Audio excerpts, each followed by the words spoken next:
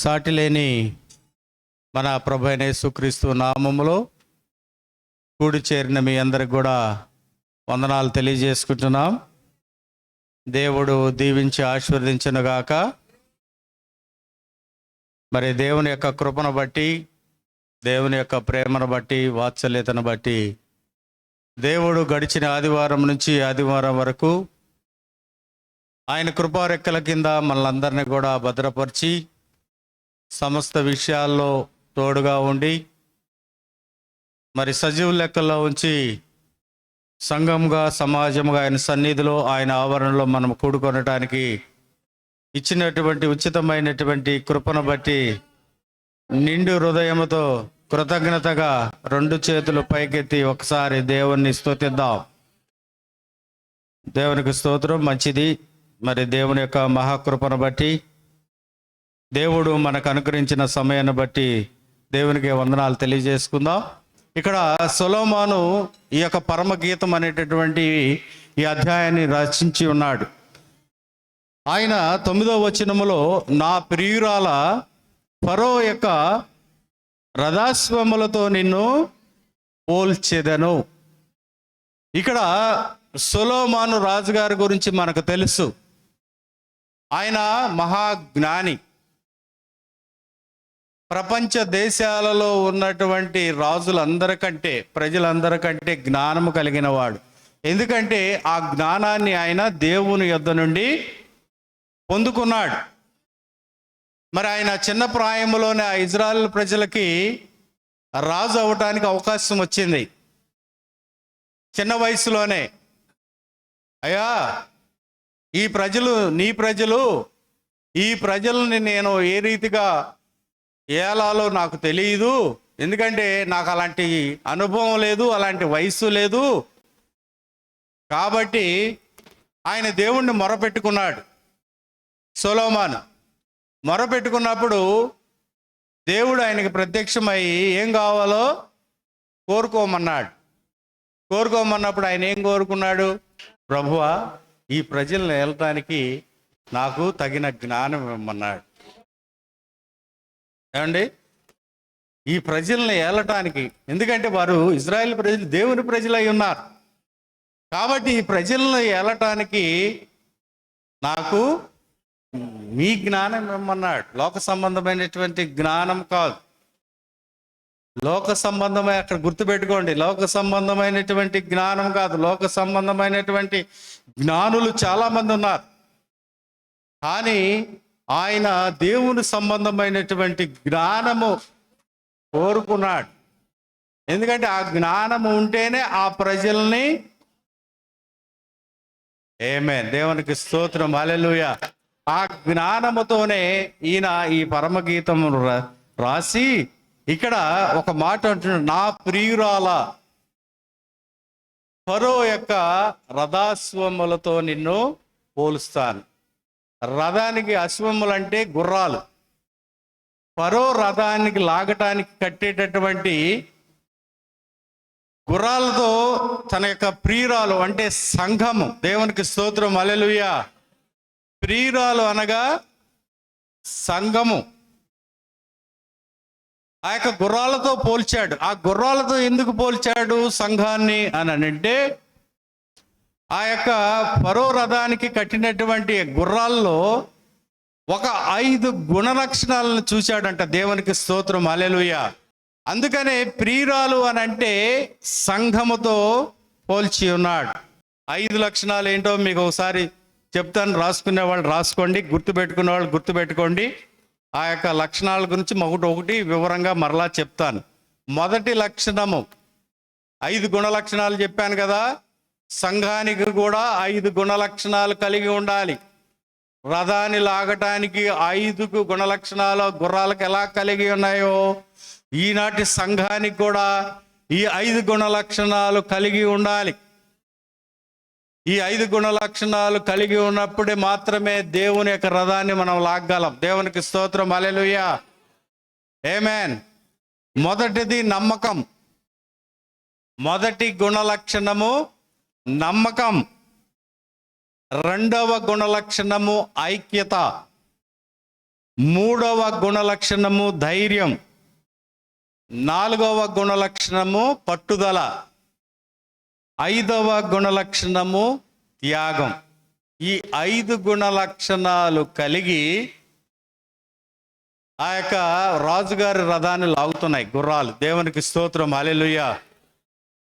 మనము కూడా, సంఘము కూడా ఈ 5 లక్షణాలు కలిగి ఉన్నప్పుడు, ఆమేన్, ఈ 5 లక్షణాలు కలిగి ఉన్నప్పుడు ఆయన మనతో ఏకమవటానికి ఆయన సిద్ధముగా ఉంటాడు. దేవునికి స్తోత్రం, హల్లెలూయా.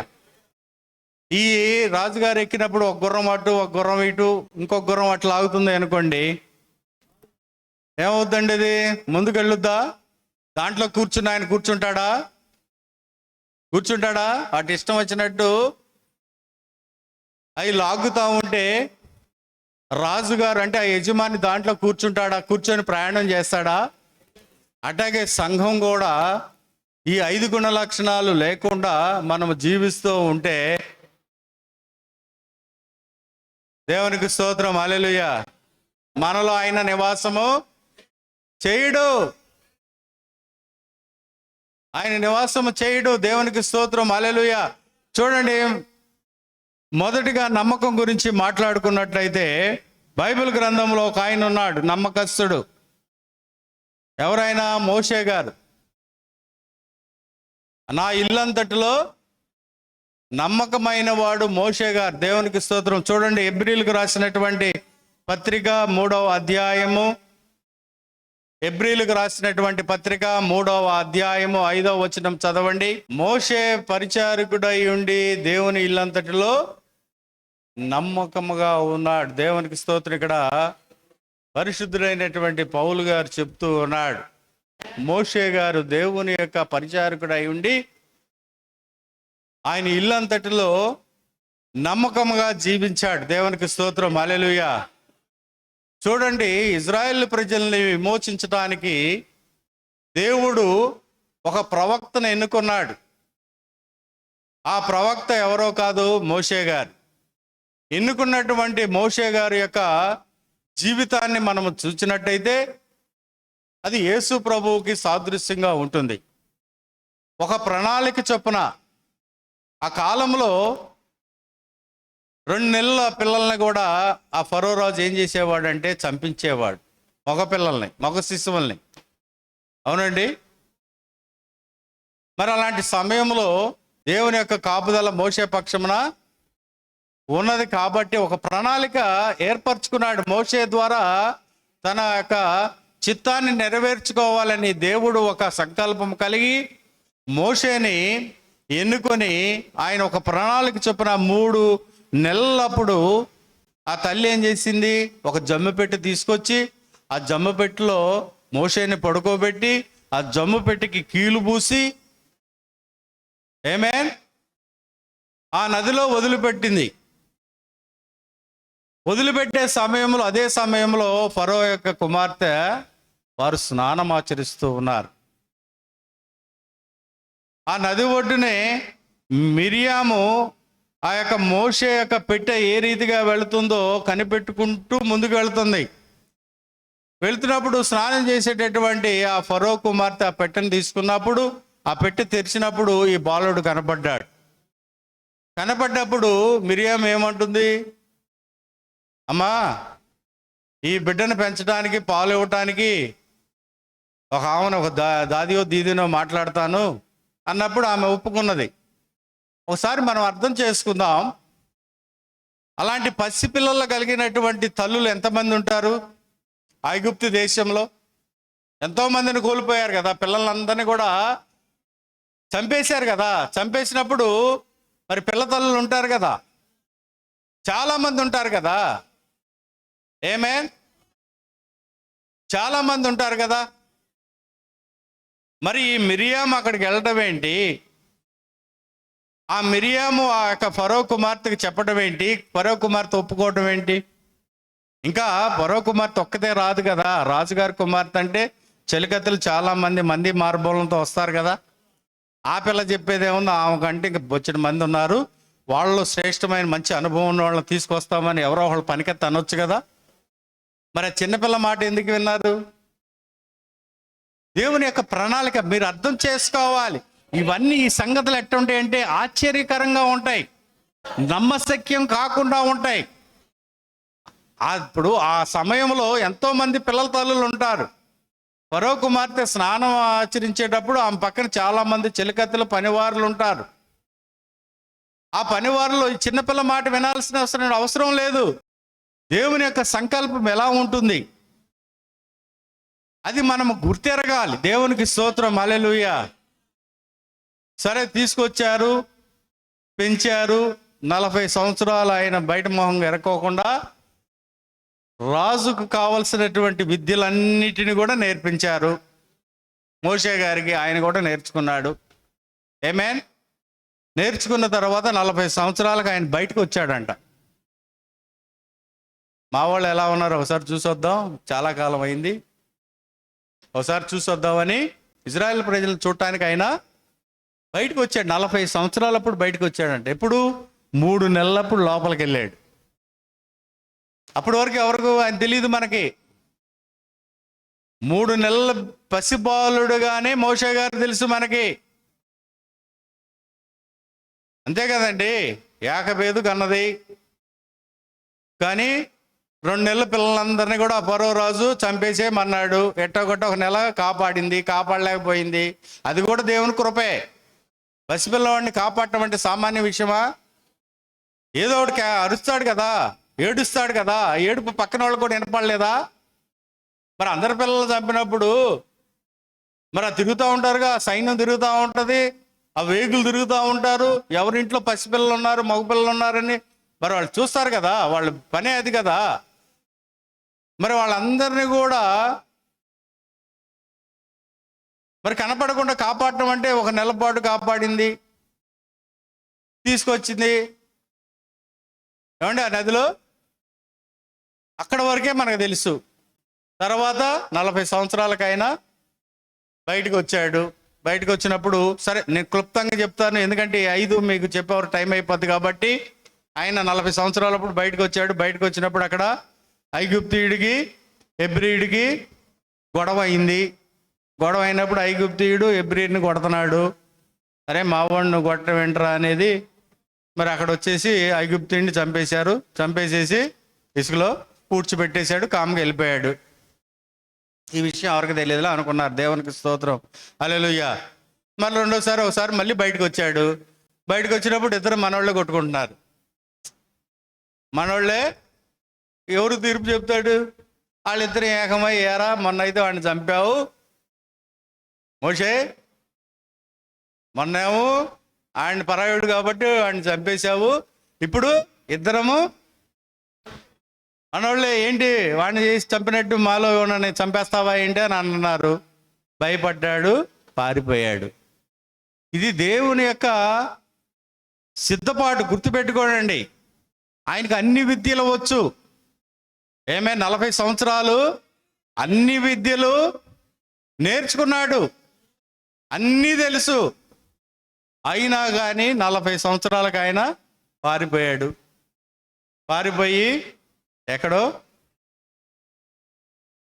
మిద్యాన్లో ఆయన గొర్రెల పశువులను అవి కాసుకుంటూ ఆయన జీవిస్తూ ఉన్నాడు. మళ్ళీ ఆయనకి 80 సంవత్సరాలు అప్పుడు దేవుడు మళ్ళీ మనకు చూపించాడు. అప్పుడు 80 years. ఆమేన్. దేవునికి స్తోత్రం. 3 నెలలప్పుడు చూపించాడు దేవుడు, 40 సంవత్సరాలప్పుడు చూపించాడు, తర్వాత 80వ సంవత్సరంలో మరలా చూపించేశాడు. అంటే 40 సంవత్సరాలు ఏం చేశాడు దేవుడు అంటే ఆయనకు ఒక ప్రణాళిక ఉన్నది. ఎందుకంటే ఇజ్రాయెల్ ప్రజలను విమోచించేటటువంటి విమోచకుడుగా మోషేని దేవుడు ఎన్నుకున్నాడు. ఎన్నుకున్న వ్యక్తి పట్ల దేవుని ప్రణాళిక ఏ రీతిగా ఉంటుందో మనం ఒకసారి గ్రహించాలి. ఆమేన్. ఎన్నుకున్న తర్వాత 80 సంవత్సరాలప్పుడు ఆయన ఏం చేస్తున్నాడు? పశువుల కాపరిగా ఈ 40 సంవత్సరాలు నేర్చుకున్న విద్యనన్నిటినీ కూడా ఆయన ఏం చేసుకున్నాడంటే ఇక తరిపి మర్చిపోతున్నాడు. 1 by 1 అంటే మర్చేటట్టు దేవుడు చేస్తూ ఉన్నాడు. అంటే ఆ తగ్గింపులోకి దేవుడు తీసుకొస్తూ ఉన్నాడు. దేవునికి స్తోత్రం, హల్లెలూయా. 80 సంవత్సరంలో ఆ పొద దగ్గరికి మండుచునేటటువంటి పొద దగ్గరికి దేవుడు తీసుకొచ్చాడు. ఇప్పుడు పొదలు కాలిపోవడం ఆయన ఎప్పుడు చూసి ఉండరు అంటారా? అడవులు ఎన్ని కాలిపోతుంది మనకు కనపడమా? పొందుగల గట్టు కాలిపోతూ ఉంటుంది. మన గట్లు కాలిపోయడం మనం చూడలేదా? ఎన్నిసార్లు చూసుంటాం.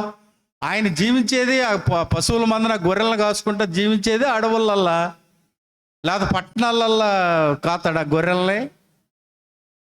ఏమే అర్థం చేసుకోవాలి, గ్రహించాలి దేవుని యొక్క ఆ మన పట్ల ఏ రీతిగా ఉంటుంది ఆయన ప్రణాళిక. ఇవి గ్రహించాలి మనం. సామాన్యంగానే ఉంటాయి, సామాన్యమైనటువంటి విషయాల ద్వారా దేవుడు మనతో మాట్లాడతాడు. ఎందుకంటే ఆ జ్ఞానమే మనకు సరిపోద్ది. లేకపోతే నువ్వు ఏదో మేధావులు మాట్లాడినటువంటి మాటలు, ఆ జ్ఞానము నీలో లేకపోతే, ఇప్పుడు ఏబిసిడీలు నేర్చుకుంటే ఆ వర్డ్ ఏదన్నా ఉన్నప్పుడు నువ్వు చెప్పగలవు సమాధానం. అది రానప్పుడు మనం ఏం చెప్తాం? ఏమండి? అలాగే దేవుడు చూడండి, మోషే ఎప్పుడు కూడా అడవులు కాలిపోవటం చూస్తూ ఉన్నాడు. కానీ కాలిపోయి ఏమవుతున్నాయి? బూడిదైపోతున్నాయి. ఆ మంట ఆరిపోయినప్పుడు మిగిలేదేంటి? బూడిదే. దానికి వింతగా ఈ పొద మండుతుంది కానీ కాలిపోట్ల. చూస్తున్నాడు, పరీక్షిస్తున్నాడు. ఇప్పుడు అన్ని ఆ చెట్లు కాలిపోయినట్టే ఇది కూడా కాలుతుందేమోలే అనుకుంటున్నాడు. అనుకొని చూశాడు, ఒక గంట చూశాడు, అయినా అట్టే మండుతుంది. కానీ ఇదేమి కాలి బూడిదవ్వట్లా, గతంలో లాగా జరగట్లా, దానికి భిన్నంగా జరుగుతుంది. అంటే దేవుని యొక్క ఆకర్షణ చూడండి. దేవునికి స్తోత్రం, హల్లెలూయా. భిన్నముగా జరిగినప్పుడు మాత్రమే మన దృష్టి, మన యొక్క తీక్షణత దాని మీద ఏకాగ్రత ఉంటుంది. దేవునికి స్తోత్రం, హల్లెలూయా. భిన్నంగా జరగకపోతే, ఇప్పుడు విచిత్రమైన డ్రెస్ వేసుకొచ్చాను అనుకోండి, అందరూ చూస్తారు. మామూలు డ్రెస్ వేసుకుంటే మామూలు కామనలే అనుకుంటాం, అంతే కదా. దేవునికి స్తోత్రం. అక్కడ కూడా ఇప్పుడు జరిగేదానికి భిన్నంగా అక్కడ జరుగుతూ ఉన్నది. ఆకర్షించుకుంటున్నాడు దేవుడు. దేవునికి స్తోత్రం, హల్లెలూయా. సరే, పొద దగ్గరికి వెళ్ళాడు. ఆ చరిత్ర మనందరికి కూడా తెలుసు. అది మండుతుంది కానీ కాలిపోవట్లేదు. అయ్యా నువ్వు చెప్పులు తీసి రమ్మన్నాడు. వచ్చాడు మోషే గారు, వచ్చాడు. ఆయనకి ఏం బోధించాడు. వచ్చాడు, ఈ ప్రజల దగ్గరికి వచ్చాడు. ఆ చరిత్ర అంతా నేను వెళ్ళట్లేదు కానీ నమ్మకాన్ని గురించి చెప్తున్నాను. దేవుడు మోషేని ఎందుకు అనుకున్నాడు అనేది. ఆ 80 సంవత్సరాలు అప్పుడు తీసుకొచ్చి ఏం చేశాడు? ఐగుప్తు దేశంలో ఇజ్రాయెల్ ప్రజల్ని విమోచించి వారికి బానిసత్వంలో నుంచి విడుదల చేసి ఆయన ఏం చేశాడు? అరణ్య మార్గంలోకి నడిపించి అక్కడ శ్రమలు, ఇరుకులు, ఇబ్బందులు, బాధలు అన్నీ కూడా అనుభవించారు. దేవునికి స్తోత్రం, హల్లెలూయా. అనుభవిస్తూ వారు దేవుణ్ణి ఆరాధించుకోకుండా ఏం చేశారంటే దేవునికి వ్యతిరేకంగా మాట్లాడుతూ ఉన్నప్పుడు 3 దినాల ప్రయాణమంతా దూరం మేము వెళ్ళి మా దేవుణ్ణి మేము ఆరాధించుకుంటాం అన్నటువంటి మోషే గారు 40 సంవత్సరాలు అరణ్య మార్గంలో ఆయన ఇజ్రాయెల్ ప్రజలను నడిపించాడు. దేవునికి స్తోత్రం, హల్లెలూయా. చూడండి, దేవుడు 40 సంవత్సరాల వరకు ఆయనకి ఐగుప్తు విద్యలు నేర్పించాడు. 40 నుంచి 80 సంవత్సరాల వరకు నేర్చుకున్నటువంటి విద్యలన్నిటి నుంచి ఆయన వేరు చేసి ఏం చేశాడు? ఇజ్రాయెల్ ప్రజల్ని విడిపించేటటువంటి ఆ తగ్గింపులోకి, దేవునికి ఆ సహనంలోకి, ఆ ఓర్పులోకి తీసుకొని వచ్చాడు. ఇదే ఆవేశం ఉంటే వెళ్తాడా? ఏమండి? అంటే తగ్గింపు, దేవునికి స్తోత్రం, ఓర్పు. దేవుడు నీ ఎన్నిక పట్ల ఏమి నేర్పుతున్నాడంటే ఆ సహనాన్ని మనలో క్రైస్తవురాలైనటువంటి మనకి ఆ తగ్గింపును, ఓర్పుని ఆయన అనుగ్రహిస్తూ ఉన్నాడు. దేవునికి స్తోత్రం. మోషేని అందుకనే మనకు మాదిరిగా పెట్టి ఉన్నాడు.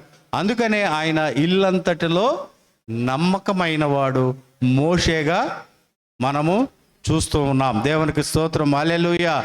అలాగే రెండో విషయానికి వచ్చే వరకు ఐక్యత, రెండో గుణలక్షణము ఐక్యత. దేవునికి స్తోత్రం, హల్లెలూయా. ఐక్యత అనగానే మనకు గుర్తుకొచ్చేటటువంటి వచనము కీర్తనలు 133వ కీర్తనలు. సహోదరులు ఐక్యత కలిగి నివసించుట ఎంత మేలు, ఎంత మనోహరము. అది తల మీద పోయబడి అహరోను గడ్డం మీదుగా కారి అతని అంగీల అంచుల వరకు పరిమళ తైలం వలె ఉంటుంది. దేవునికి స్తోత్రం. హల్లెలూయా. చాలండి. చూడండి, సహోదరులు ఐక్యత కలిగి ఉండుట ఎంత మేలు, ఎంత మనోహరము. ఐక్యత అనేటటువంటి ఆ మాటలో ఎంత ఆశీర్వాదం ఉన్నది. ఆమేన్. ఎంత దీవెన ఉన్నది అర్థమవుతుందండి. సహోదరులు ఐక్యత కలిగి, సంఘంలో ఉన్నటువంటి సహోదరులు ఐక్యత కలిగి ఉంటే అది ఎంత మేలు, ఎంత మేలు కలగజేస్తుంది, ఎంత మనోహరము. అది తల మీద పోయబడినటువంటి అహరోను తల మీద పోసినటువంటి తైలము. తైలము అంటే నూనె అంటే దేనికి గుర్తుగా ఉంది? పరిశుద్ధాత్మకి గుర్తుగా ఉన్నది. పరిశుద్ధాత్మ అభిషేకం క్రింద మనం ఉంటాం. దేవునికి స్తోత్రం. హల్లెలూయా. పరిశుద్ధాత్మ అభిషేక ఏలుబడిలో సంఘం ఉంటుంది ఎప్పుడు ఐక్యత కలిగి ఉన్నప్పుడు. అది ఎంత మేలండి. సంఘం అంతా కలిసి ఐక్యతతో ఉండి ప్రార్థన చేస్తే ఎంత దీవెన, ఎంత ఆశీర్వాదము, ఎంత మేలు, ఎంత ధన్యత, ఎంత అభివృద్ధి. ఇవన్నీ కూడా మనము గుర్తించాలి. సంఘము గుర్తించాలి. అర్థమవుతుందండి. ఐక్యతలో ఉన్నటువంటి దీవెన చూసారా? ఐక్యతలో ఉన్నటువంటి ఆశీర్వాదం చూసారా? అలాంటి ఐక్యత మనం కలిగి ఉన్నామా? మనం ఒకసారి పరీక్షించుకోవాలి. ఈ లక్షణాలు లేకపోతే ఏమవుతుందో అది కూడా మనం గుర్తెరగాలి. మొదటిదిగా నమ్మకంగా ఉండాలి దేవుని పట్ల. మోషే ఏ రీతిగా సాక్షార్థంగా ఉన్నాడో, దేవుని ఇల్లంతటిలో ఆయన నమ్మకస్తుడిగా జీవించాడు. ఏమంటే సహోదరులు ఐక్యత కలిగి ఉంటే ఎంత మేలు, ఎంత మనోహరం, ఎంత దీవెన, ఎంత ఆశీర్వాదం. పరిశుద్ధాత్మ అభిషేకం క్రింద మనం జీవించటం అంటే ఎంత దీవెన. అభిషేకం కింద మనం రావాలి కదా. రాకోకుండా విభేదాలు, సహోదరుల పట్ల విభేదాలు, ఇవి ఉంటే ఏం మేలు జరుగుతుంది మనకి? ఏ అభిషేకం క్రింద మనం జీవిస్తాం? అది ఎక్కడిగా? గడ్డం మీద నుంచి అంచుల వరకు, అంగి అంచుల వరకు పరిమళ తైలం వలె. దేవునికి స్తోత్రం. హల్లెలూయా. మంచి వాసన. ఏదో శనగ నూనె, నువ్వుల నూనె ఈ బొత్తి ఆ వాసన కాదు. ఆముదం అది కాదు, పరిమళ తైలం. చూడండి ఎంత సువాసన అండి. మంచి సువాసన ఉన్నవాళ్ళు ఇంకా కొద్దిసేపు మాట్లాడిని ఇష్టపడతారు. చెడు వాసన వచ్చింది అనుకో ఏం చేస్తాడు? ఆడు మాట్లాడుతున్నా వెళ్ళిపోతాడు పని ఉందని. అర్థమవుతుందండి. మరి సంఘ సభ్యులు ఏ రీతిగా ఉండాలి? అలాంటి పరిమళ తైలం వల్లే మనం జీవిద్దామా? దేవునికి స్తోత్రం. హల్లెలూయా. అలాంటి ఐక్యతలోకి మనం రావాలి. అలాంటి గుణలక్షణం కలిగి ఉండాలి. 5 గుణలక్షణాల్లో ఐక్యత ఒకటి, నమ్మకం ఒకటి, ఐక్యత ఒకటి. ఇవి సంఘ క్షేమాభివృద్ధి కొరకు. దేవునికి స్తోత్రం. హల్లెలూయా. సంఘము అభివృద్ధి పరచాలంటే, మన కుటుంబ జీవితం అభివృద్ధి చెందాలంటే, వ్యక్తిగత జీవితం అభివృద్ధి చెందాలంటే, ఆశీర్వాదం పొందుకోవాలంటే ఈ 5 గుణ లక్షణాలు తప్పకుండా ఉండాలి. ఒకటి నమ్మకము, రెండోది ఐక్యత, మూడవది ధైర్యం. దేవునికి స్తోత్రం. హల్లెలూయా. మూడవ గుణ లక్షణము ధైర్యం ఉండాలి. సంఘము ధైర్యంగా ఉండాలి. సంఘము ధైర్యంగా ఉండాలి. ధైర్యంగా అనే పదానికి ఎవరు కలిగి ఉన్నారు ఈ యొక్క బైబిల్ గ్రంథంలో అంటే షడ్రక్, మెషక్, అబేద్నెగో. ఆమేన్. వారు ధైర్యాన్ని ఏ రీతిగా ప్రదర్శించారు? పరాయి దేశానికి బానిసలుగా వచ్చారు వారు. ఆమేన్. బబులోను దేశానికి వారు చెరగొట్టబడి వారు బానిసలుగా తీసుకొని వచ్చారు. బానిసలుగా తీసుకొని వచ్చి ఈ దేశంలో నివసిస్తున్నారు. బబులోను దేశంలో ఒక సమయం వచ్చింది. ఆ రాజుగారు ఏం చేశారు? ఒక ప్రతిమను నిలబెట్టారు. నిలబెట్టి ఒక ఆజ్ఞ ఇచ్చాడు. ప్రతి ఒక్కరూ కూడా వచ్చి ఈ ప్రతిమకి నమస్కారం చేయాలి. ఎప్పుడు నమస్కారం చేయాలి? సకల విధములైనటువంటి వాయిద్యాలు వాయించినప్పుడు ఆ సౌండ్ విని వచ్చి ఆ ప్రతిమకి మోకరించి నమస్కరించాలి. అది ఆజ్ఞ. కానీ వీరు షడ్రక్ మెషక్ అబేద్నెగోలు, వీరెవరు? హెబ్రీ పిల్లలు, నిష్ఠాగరిష్ఠులు. వారు ఈ దేశానికి చెరగొట్టబడి వచ్చినప్పుడు వారి మధ్యవర్తి ఒక ఆయన ఉన్నాడు కదా, వారి పోషకుడు. వారికి ఆహార విషయంలో రాజుగారు తన యొక్క ఆహారంలో ఒక భాగాన్ని వారికి ప్రతిరోజు ఇవ్వమన్నాడు ఆహారం. వీళ్ళేమన్నారు? అయ్యా మాకు వద్దయా, రాజుగారిది అంటే శ్రేష్టమైనటువంటి భోజనం, అన్నీ non veg items. Non veg items అంటే ఐడియా ఉందండి? అది కూడా చెప్పనా? మాంసాహారంతో కూడినటువంటి మాంసాహారం, పళ్ళు, అన్ని రకరకాలు, అన్నీ కలిసి ఉన్నటువంటి శ్రేష్టమైనటువంటి ఆహారం రాజుగారు తింటారు. ఏమే దాంట్లో రాజుగారు ఏం చేశారంటే, వీళ్ళు హెబ్రీ పిల్లలు జ్ఞానవంతులు, వీరిని చక్కగా చూసుకుంటే బాగుంటుంది అనే ఉద్దేశంతో వారిని చక్కగా పోషించండి అని ఒక ఆయన్ని నసంపుకుడు, మనకు తెలుసు ఆ చరిత్ర. వారేమన్నారు? అయ్యా మాకు అదైతే వద్దు, మాకు ఆ ఫుడ్ వద్దు, మాకు ఈ ఫుడ్ కావాలని వీళ్ళొక మెనూ ఇచ్చారు. వీళ్ళొక మెనూ ఇచ్చారు. ఓరే నాయన, ఆయన ఇచ్చింది నువ్వు తినకపోతే మళ్ళీ ఆయన ఎప్పుడైనా మిమ్మల్ని ప్రవేశపెట్టమంటే మిమ్మల్ని తీసుకెళ్తే మీరు నీరసంగా మీ మొహాలు వాడిపోయి ఒళ్ళిపోయి ఉద్యోగంగా లేకపోతే ఆయన నా మీద యాక్షన్ తీసుకుంటాడు రా నాయన, మీరు అట్ట కాదులంటే అప్పుడు ఆయనకి ఏం చెప్తారంటే, నీకెందుకు నాయన, అంతకంటే మేము ఎక్కువ శ్రేష్టంగా ఉంటేనే ఒప్పుకోమన్నారు. టెస్ట్ చేసుకోమన్నారు. వీళ్ళ మెనూ ఇచ్చారు, వెజిటేరియన్. చక్కగా వీళ్ళు ఇచ్చినటువంటి ఆహారం తింటున్నారు, శ్రేష్టంగా ఉంటుంది, వాళ్ళు దేవుని ఆరాధిస్తూ ఉన్నారు. సమయం వచ్చింది, ఆ ప్రతిమకి మొక్కాలి. తీసుకొచ్చారు. మొక్కిన వాళ్ళకి ఏమీ లేదు శిక్ష.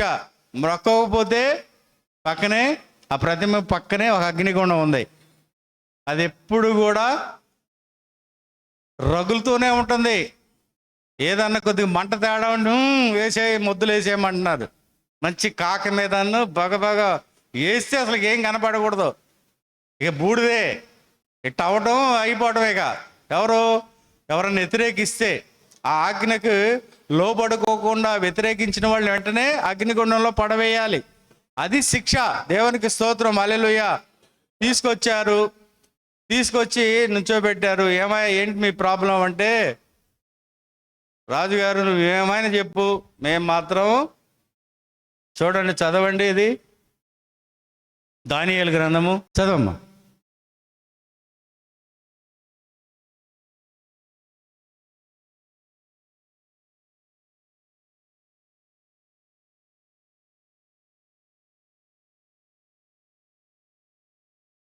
చాలండి, చూడండి ఇక్కడ, మా దేవుడు రక్షించేటటువంటి సమర్థుడు.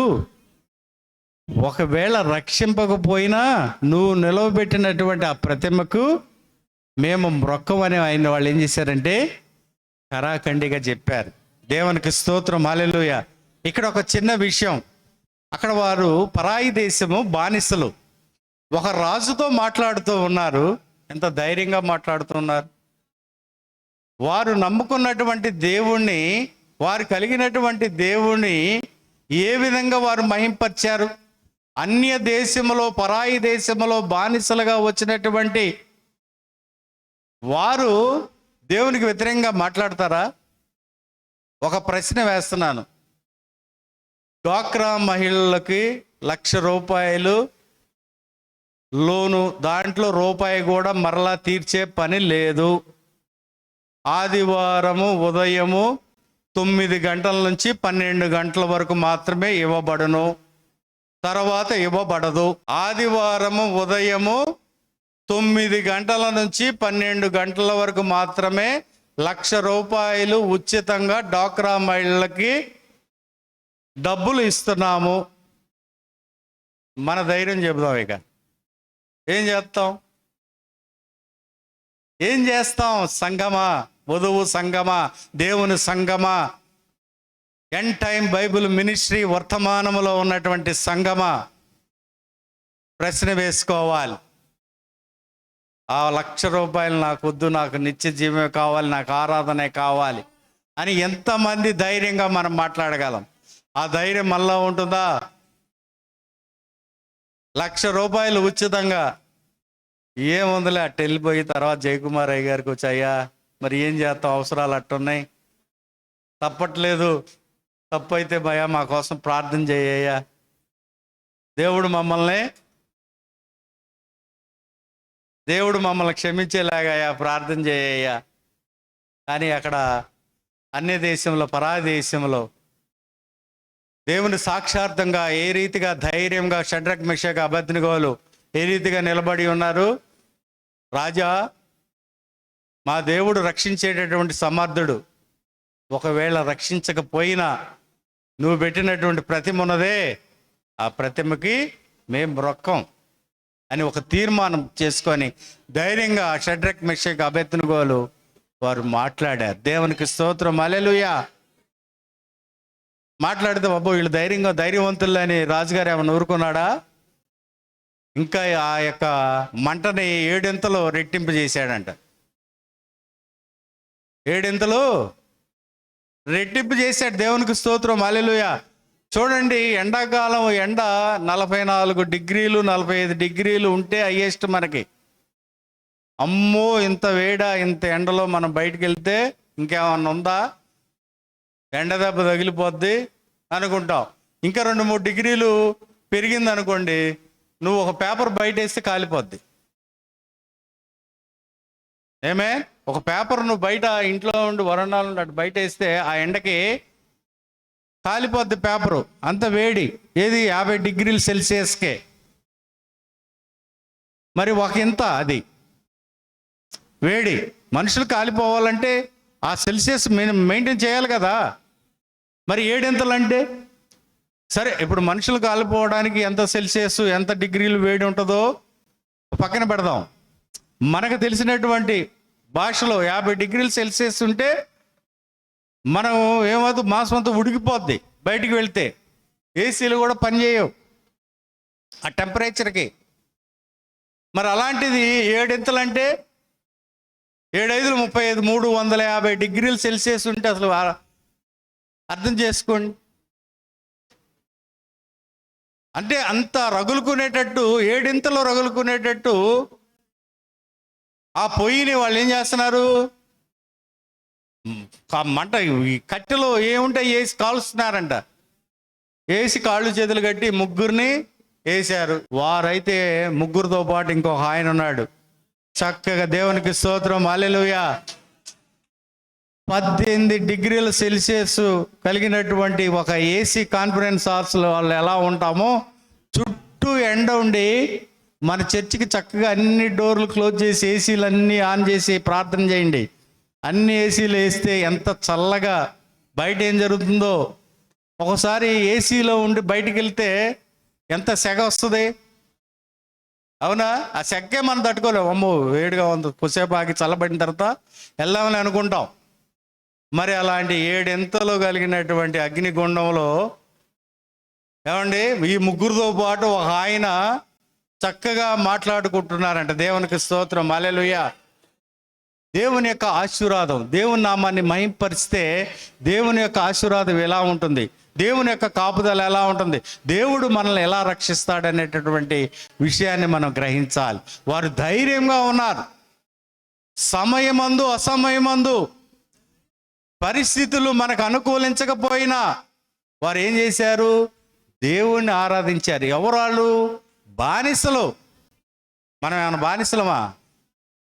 జయకుమార్ గారు ఏమైనా చర్చికి రాకపోతే రామ్మా, రాకపోతే ఆశీర్వాదం పోగొట్టుకుంటాం అని అంటాడు. అంతే తప్ప నీకేమన్నా కింద ఏమైనా పెట్టామా? ఏమైనా పెట్టామా? పనిష్మెంట్ ఏమైనా ఉందా? ఏమి లేదు కదా. మరి వారు బానిసలు, చచ్చినట్టు వినాల్సిందే, రాజుగారు చెప్పింది వినాల్సిందే, రాజుగారు ఆజ్ఞ పాటించాలి. మరి పాటించుకోకుండా పరాయి దేశంలో బానిసలుగా ఉండి దేవుని నామాన్ని మహింపరుస్తూ ఘనపరుస్తూ దేవుని ఆజ్ఞను ఏ రీతిగా వారు నెరవేర్చారు ధైర్యంగా, అలాంటి ధైర్యము సంఘానికి కావాలి. ఆ ధైర్యం అనేటటువంటి గుణలక్షణము సంఘానికి కావాలి. అంతేగాని దేవుని ఏం చెబుతుంది, దేవుని యొక్క వాక్యానికి విరుద్ధంగా ఏది జరుగుతుంది అనేది మనం గ్రహించాలి. ఒకవేళ వాక్యానికి విరుద్ధంగా నిన్ను ఎవరన్నా డైవర్ట్ చేస్తే నువ్వు ధైర్యంగా ఎదుర్కోవాలి వాక్యం చేతే. అంతేగాని మొహమాటం ప్రదర్శిస్తే ఏమవుద్ది? మొహమాటం ప్రదర్శిస్తే ఏమవుద్దమ్మా? అగ్నిగుణమే. అగ్ని ఆరదు, పురుగు సాగదు.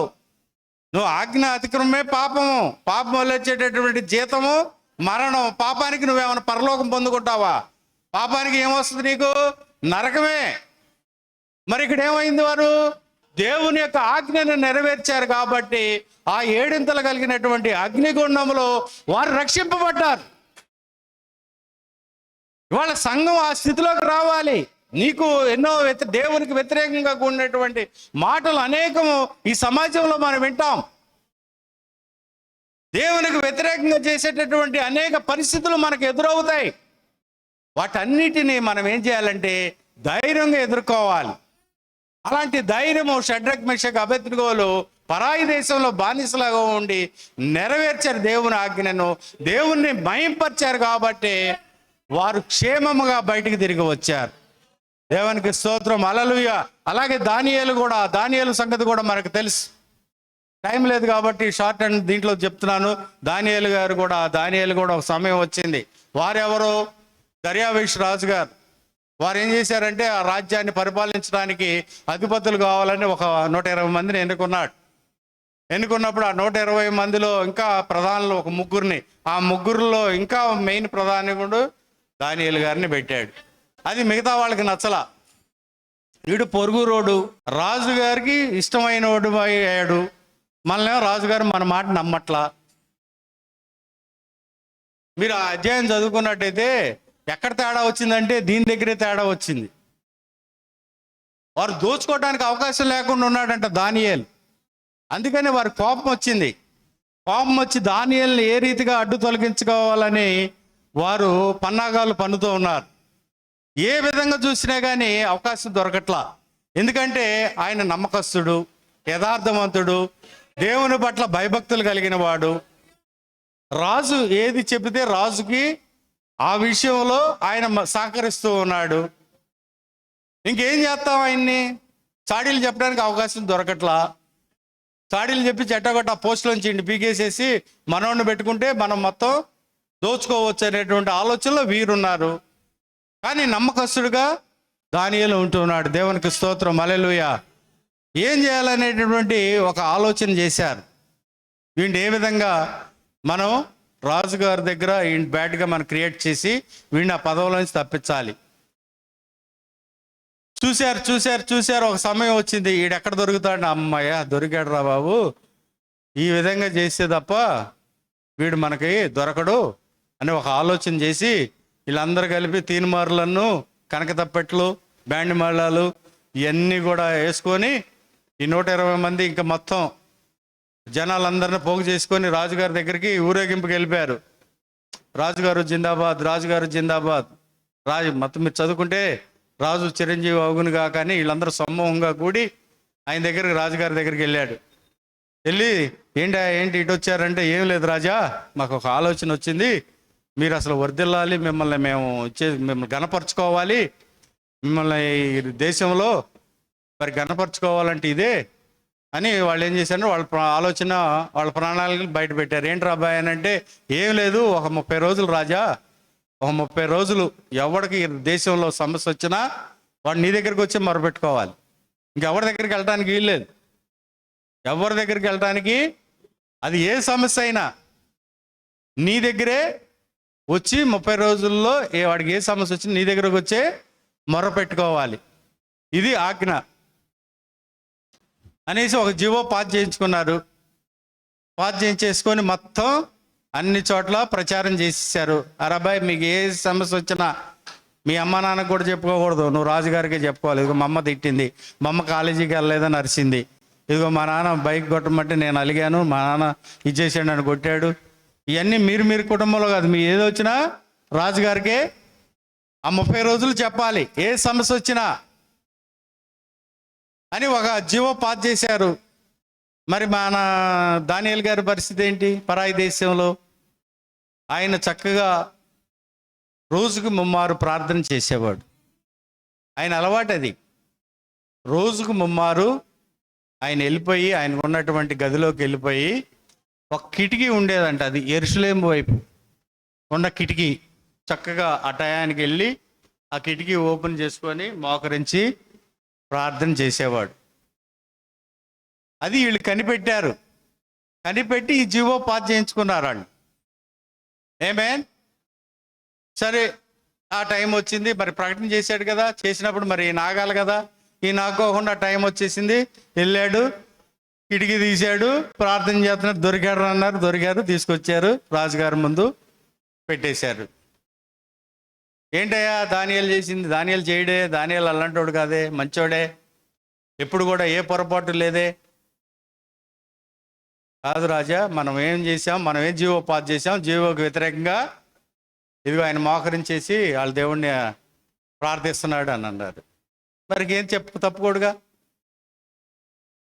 ఇప్పుడు ఒక జీవో పాస్ చేసినటువంటి రాజు అది నెరవేర్చకపోతే దానికి వాల్యూ ఏముంటుంది? వాల్యూ ఉండదు కదా.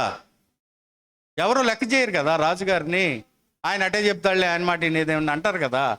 తప్పలా. ఆయనకేంటి శిక్ష? ఆజ్ఞ మీరిన వాళ్ళకి సింహాల బోను, సింహాల బోను. కానీ అక్కడ దానియేలు ఏం చేశాడు? ధైర్యంగా దేవుణ్ణి ఆరాధించాడు. వాళ్ళ ఆజ్ఞకి లోబడలా, వాళ్ళ జీవోకి అక్కడ లోబడలా. ఏం చేశాడు? మీరు అది గ్రహించాలి.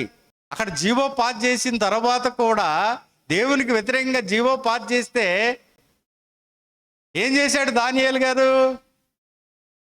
ఆయన రోజుకు ముమ్మారు చేస్తాడు, అదే విధానం కొనసాగిస్తున్నాడు. అది గ్రహించాలి. నేను ఇక్కడ ధైర్యం గురించి, అక్కడ షడ్రక్ మెషక్ అబేద్నెగోల ధైర్యం గురించి చెప్పాము. తర్వాత దానియేలు కూడా ధైర్యంగా అన్య దేశంలో, పరాయి దేశంలో బానిసగా తీసుకొచ్చినటువంటి వ్యక్తి, రాజు ఒక ఆజ్ఞ ఇస్తే, దేవునికి వ్యతిరేకమైనటువంటి ఆజ్ఞ ఇస్తే, ఆజ్ఞను కూడా కాదని ఆ శిక్షకు కూడా భరించడానికి ఒప్పుకొని ఆయన ఏం చేశాడు? ఈ 30 రోజులు ఆగుదాంలే, తర్వాత ప్రార్థన చేద్దాంలే, దేవుడికి అవసరమైతే కూటమి పెడదాం, రాజుగారిని అడిగి పిలిచి, దేశాన్ని మొత్తాన్ని పిలిచి ఒక కూటమి పెట్టుకుందాం, 30 రోజులు అవని, ఈ 30 రోజులు దేవుడిని ఆరాధించకపోతే ఏమైందిలే అని అన్నాడా?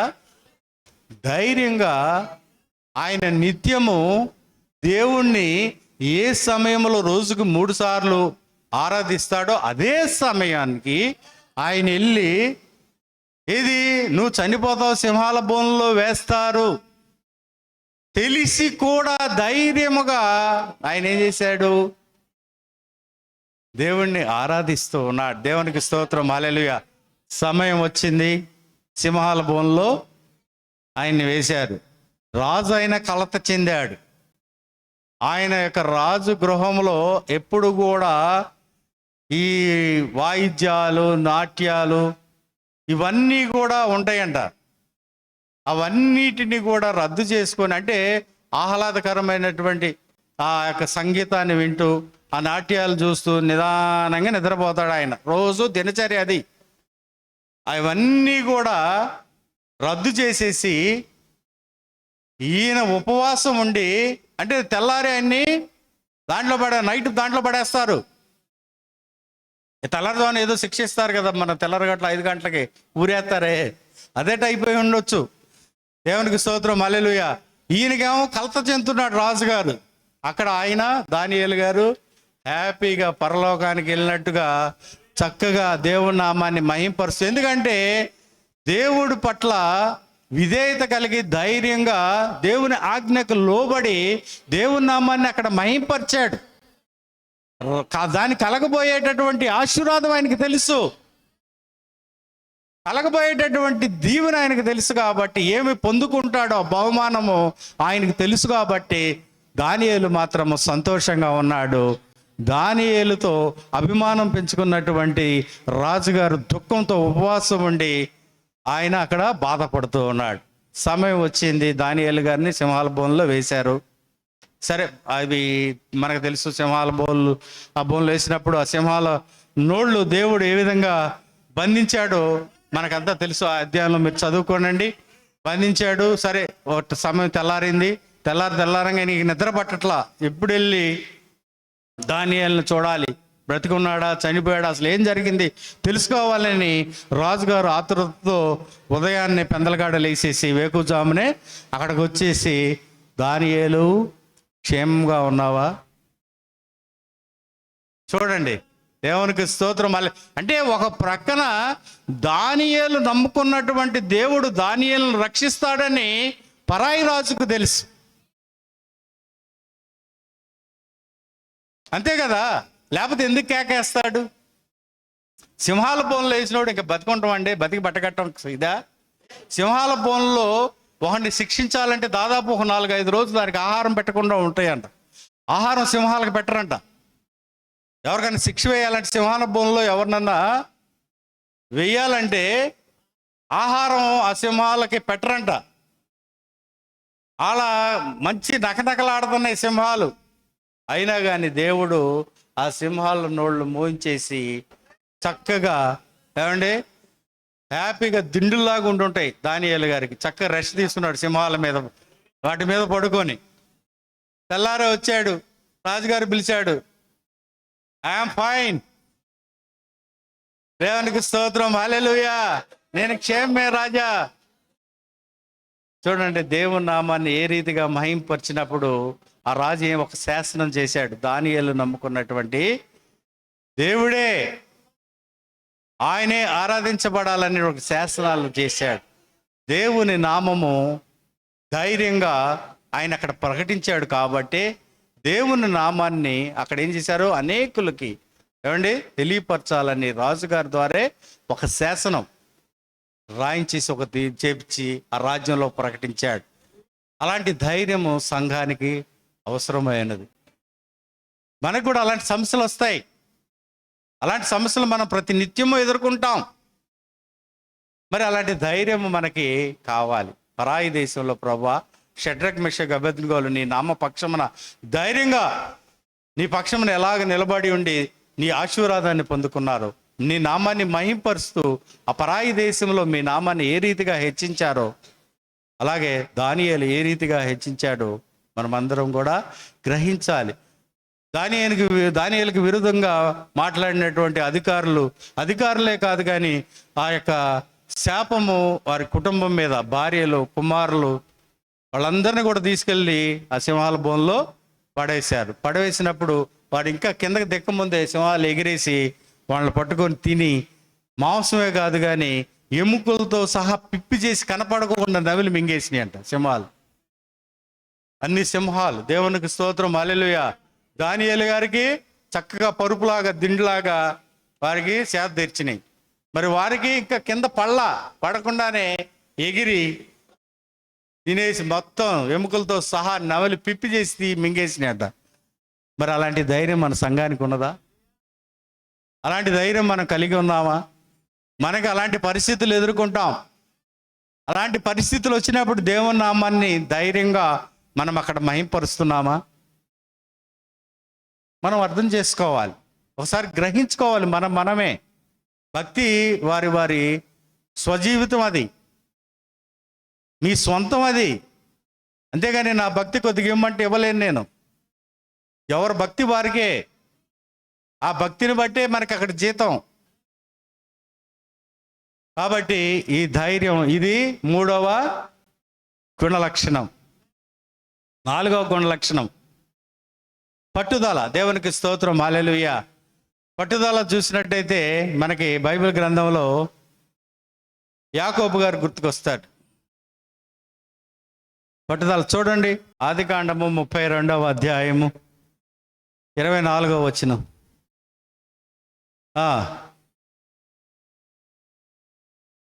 చదవమ్మా, చదవమ్మా.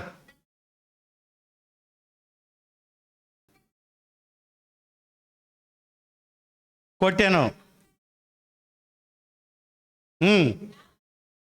యాకో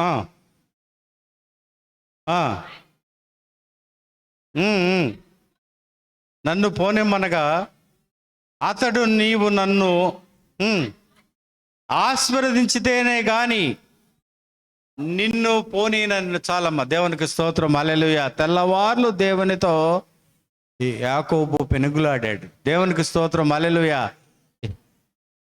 ఎందుకు? ఆయన ఆశీర్వదించుకోవాలి, ఎందుకంటే తన ప్రాణం కాపాడుకోవాలి. అన్న ఏశావు ద్వారా దానికి ప్రాణం ముప్పు ఉన్నది. ఆమేన్. ఆ ప్రాణాన్ని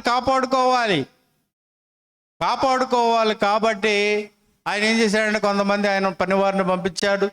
ఆయనకు కావలసినటువంటి ఆ మందలో కొన్ని ఇచ్చి పంపించేశాడు. తర్వాత తన భార్య పిల్లల్ని ఇచ్చి పంపించాడు. తర్వాత ఈయన ఒంటరిగా మిగిలినప్పుడు దేవునితో పెనుగులాడుతూ ఉన్నాడు. దేనికి? ఆ ప్రమాదము నుంచి తప్పించుకోవటానికి పట్టుదల కలిగి తెల్లవార్లు కూడా ఆయనతో పెనుగులాడాడు. ఏది? ఒక సమస్యని జయించడానికి. దేవునికి స్తోత్రం, హల్లెలూయా. పట్టుదల కలిగి తెల్లవార్లు కూడా యాకోబు పెనుగులాడాడు. ఆయన ఆశీర్వదించాడు, ఆశీర్వాదాన్ని పొందుకున్నాడు.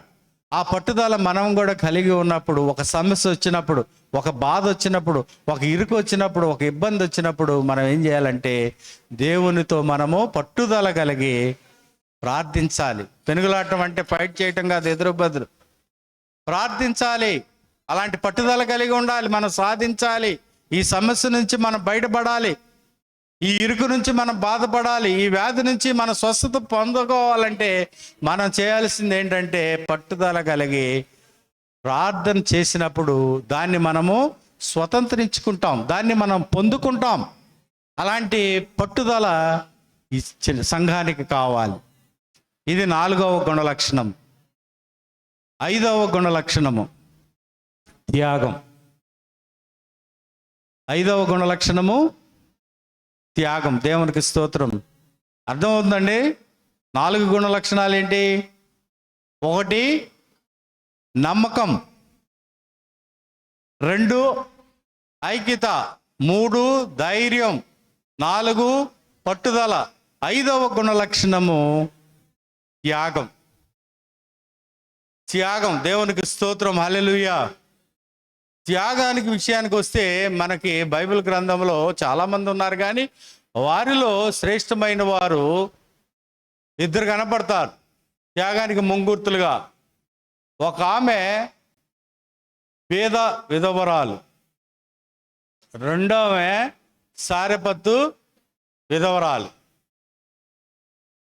పేదరాలైనటువంటి ఆమె ఏం చేసింది? ఇలాగే ఆరాధన జరుగుతూ ఉంటే యేసు ప్రభు కానుకల పెట్టి దగ్గర ఉన్నాడు. కానుకల పెట్టి దగ్గర ఉండి కూర్చొని చూస్తూ ఉన్నాడు. సంఘమంతయు కూడా వారికి కలిగిన దాన్ని బట్టి దాంట్లో కానుకలు వేస్తూ ఉన్నారు. ఏమండి? వారు కలిగిన దాంట్లో సంఘము ఆ కానుకల పెట్టిలో కానుకలు వేస్తున్నారు. ఒక ఆమె వచ్చింది. ఆమె పేదరాలు. అంటే ఏ రోజుకి ఆ రోజే తెచ్చుకుంటే తిన్నట్టు, లేకపోతే లేదు. అర్థమవుతుందండి? ఆమె శనివారం పని చేసింది, ఆదివారం చర్చికి రావాలి. శనివారం పని చేసినందుకు 2 రూపాయలు ఇచ్చారు. ఆ రోజులు డబ్బులు చెప్తున్నాను. 2 రూపాయలు ఇచ్చారు. ఆదివారం విశ్రాంతి దినం, పని చేయకూడదు. మళ్ళీ ఆమె సోమవారం పని చేస్తే సోమవారం సాయంత్రం కానీ మంగళవారం ఉదయం కానీ డబ్బులు ఇస్తారు. గుర్తుపెట్టుకోండి. త్యాగం గురించి చెప్తున్నాను. ఏదో మనం చదువుకుంటున్నాం, పేద విధవరాలు 2 కానుకలు వేసింది, దేవుడు చూశాడు, గనురాలు అన్నాడు. మీరు అర్థం చేసుకోవాలి, జాగ్రత్త గ్రహింపు చేసుకోవాలి త్యాగం యొక్క విలువ. త్యాగం యొక్క విలువ మనం చదువుకోవడానికి ఈజీగానే ఉంటుంది. ఆ అనుభవ జ్ఞానంలోకి వచ్చినప్పుడు తెలుస్తుంది త్యాగం యొక్క విలువ. ఆమె శనివారం పనిచేసింది, 2 కాసులు ఇచ్చారు. సాయంత్రం తెల్లారే ఆరాధనకు వచ్చింది. ఆ 2 కూడా అంటే ఆహారం తెల్లవారి కొనుక్కోవాలి. కానీ ఆమె ఏం చేసింది? ఉన్నదాన్ని మొత్తం 2 కాసులు తీసుకొచ్చి దాంట్లో వేసింది. ఇక తర్వాత ఆమె కొనుక్కోవడానికి తినడానికి ఏమీ లేదు, ఫాస్టింగే. మళ్ళీ తర్వాత సోమవారం పనికి వెళ్ళాలి, పని చేస్తే సాయంత్రానికి డబ్బులు ఇస్తే తెచ్చుకొని వండుకోవాలి. అది ఆమె స్థితి. మరి తనకి ఉన్నటువంటి దానిలో నుంచి అంటే తన జీవనం అంతయు కూడా ఆమె ఏం చేసింది? త్యాగం చేసింది. ఉన్న దాంట్లో ఇవ్వటం గొప్ప కాదు. నాకు 1000 రూపాయలు ఉందన్న దాంట్లో 200 వేయడం పెద్ద గొప్ప. ఇంకా 800 ఉన్నాయి. 800తో చక్కగా నేను పోషింపబడతా, ఏదైనా నాకు నచ్చింది కొనుక్కుంటా. అది కాదు కదా గొప్ప. నీకు 100 రూపాయలు ఉన్నాయి, 20 రూపాయలు వేయటం గొప్ప కాదు కదా.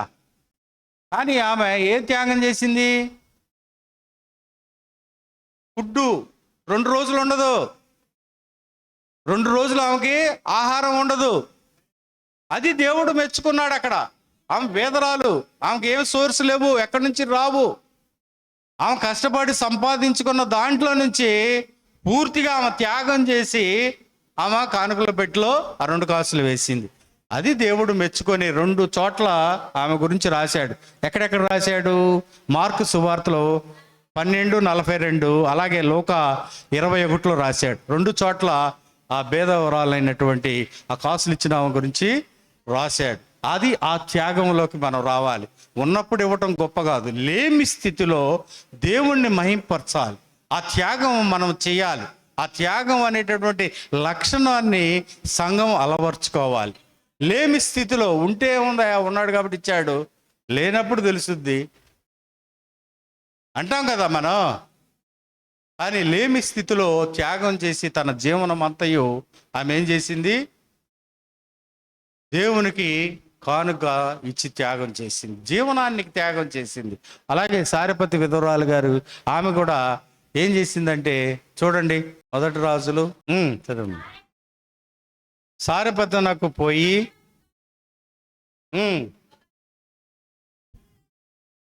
అచ్చట కట్టెలో ఏరుచుండట చూచి ఆమెను పిలిచి, త్రాగుటకై పాత్రలో కొంచెము నీళ్లు నాకు తీసుకొని రమ్మని వేడుకొనెను.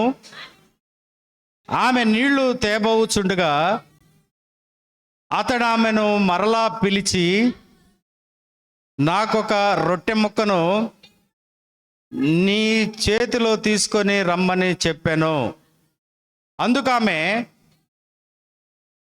నీ దేవుడైన యెహోవా జీవము తోడు, తొట్టిలో పట్టెడు పిండియు బుడ్డిలో కొంచెము నూనెయు నా యొద్ద నున్నవే గాని అప్పం ఒక్కటైనను లేదు. మేము చావక ముందు నేనింటికి పోయి వాటిని నాకును నా బిడ్డకును సిద్ధము చేసుకొనవలెనని కొన్ని పుల్లలో ఏరుటకు వచ్చితనని. చాలమ్మ, దేవునికి స్తోత్రం, హల్లెలూయా. చూడండి, ఇక్కడ సారెపతి విధవరాలు గారి గురించి మనము చాలాసార్లు చాలా ప్రసంగాల్లో మనం విన్నాం. ఆమె ఏం లేదు, ఆమె కోసం ఒక రొట్టె చేసుకోవడానికి కొద్దిగా పిండి,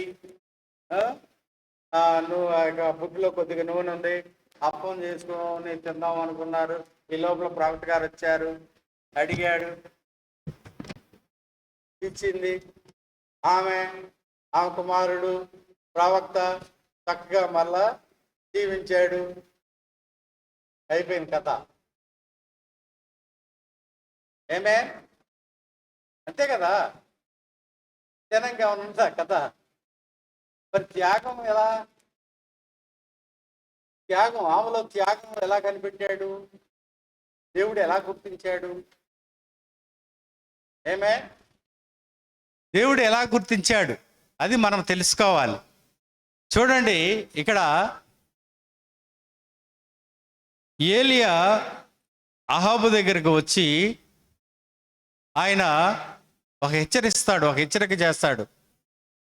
అహాబు, నువ్వు చేసేది దేవునికి విరుద్ధమైనటువంటి కార్యాలు, ఇవి చాలా దేవుని దృష్టిలో చాలా ఘోరంగా ఉన్నాయి, ఇది కరెక్ట్ కాదు అని దేవుని యొక్క దాసుడుగా, దేవుని యొక్క ప్రవక్తగా ఏలియా అహాబుని హెచ్చరిస్తాడు. ఏదైతే హెచ్చరించి అక్కడ ఏం చేస్తాడు? మంచు అయినా వర్షమైనా పడదు అనేటటువంటి ఆజ్ఞని ఇస్తాడు. ఆయన ప్రవక్త. చూడండి, దేవుడు ప్రవక్తలో ఉండి ఏ రీతిగా కార్యం చేస్తున్నాడు. ఆయన హెచ్చరిస్తూ ఉన్నాడు. హెచ్చరించి ఒక హెచ్చరిక చేసి, ఇక వర్షం పడదాయా, కనీసం మంచు కూడా పడదు, చూడని వచ్చేస్తాడు. వచ్చేసిన తర్వాత ఆ యొక్క చరిత్ర మనకు తెలుసు. సరే వస్తాడు, వచ్చేసిన తర్వాత కేరీతు వాగు దగ్గర ఉంటాడు. దేవుడయ్యా నీకేం పర్వాలేదు, నేను పోషిస్తాను, కాకులు చేతాను అన్నాడు.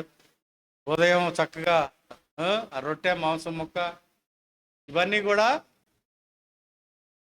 పంపిస్తూ ఉండడు. చక్కగా ఆహారం భుజించుకుంటూ చక్కగా దేవుని ఆరాధించుకుంటా ఆ కేరీతు వాగు దగ్గర ఆయన జీవిస్తూ ఉన్నాడు. ఒక సమయం వచ్చింది, అది కూడా ఎండిపోయింది. ఎండిపోయినప్పుడు ఏం చేశాడు? దేవుని వైపు చూస్తూ మళ్ళీ ప్రార్థించాడు. అదే సమయంలో ఇక్కడ కూడా బాగా గుర్తుపెట్టుకోండి, దేవుని యొక్క ఆశ్చర్య కార్యాలు, దేవుని పట్ల మనం నమ్మకంగా ఉన్నప్పుడు దేవుడు ఆశ్చర్య రీతిగా తన కార్యాలు మన పట్ల ఏ రీతిగా జరిగిస్తాడో ఒకసారి మనము గుర్తుపెట్టుకుని జాగ్రత్తగా వినండి. ఇక్కడ సమయం వచ్చింది, అక్కడ ఆమె కూడా తింటా ఉంది. ఆ బొడ్డిలో నూనె పిండి ఏమండి చక్కగా రొట్టెలు చేసుకుంటున్నారు. తల్లి కొడుకులు వాళ్ళు కూడా తింటూ ఉన్నారు. ఇక్కడ కూడా ప్రవక్త ఆ కేరీతు వాగు దగ్గర ఉండి ఆ కాకుల చేత వచ్చేటటువంటి ఆహారము ఈయన కూడా తింటూ భుజిస్తూ దేవుణ్ణి ఆరాధిస్తూ ఉన్నాడు. ఆరాధిస్తున్నప్పుడు ఇక్కడ కూడా ఆ కేరీతు వాగు ఎండిపోయింది. అక్కడ పిండి నూనె అయిపోవచ్చింది. ఆమె కూడా దేవుణ్ణి ఆరాధిస్తూ ఉంది, మొరపెట్టుతుంది.